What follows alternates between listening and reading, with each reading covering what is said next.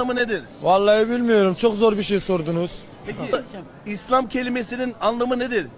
İslam kelimesinin anlamı nedir? Kelime anlamı nedir İslam kelimesinin? Ben bilmem kardeşim. Bilmiyorum. Abi İslam'ın kelime anlamı nedir? Pek bilmiyorum ben. İslam'ın kelime anlamı nedir?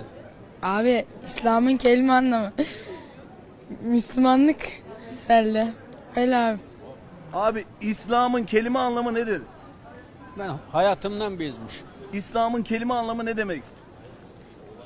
Biliyor musun? İslam'ın kelime anlamı nedir? Türküş bilmiyorum. Hiç bilmiyorum. Nereden geldin? Irak. Efendim İslam'ın kelime anlamı nedir? İslam'ın kelime anlamı nedir? Bilmiyorum abi. İslam'ın kelime anlamı nedir? İnanç kültürü. İslam'ın kelime anlamı ne demek? Ne demek? Müslümanlığın kelimesi doğru olacaksın. Haram yemeyeceksin. Yapmayacaksın.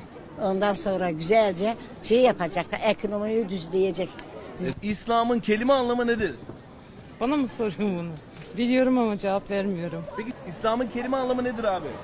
İslam Müslüman demek. Müslüman. Teslim İslam. olan demek. Teslim.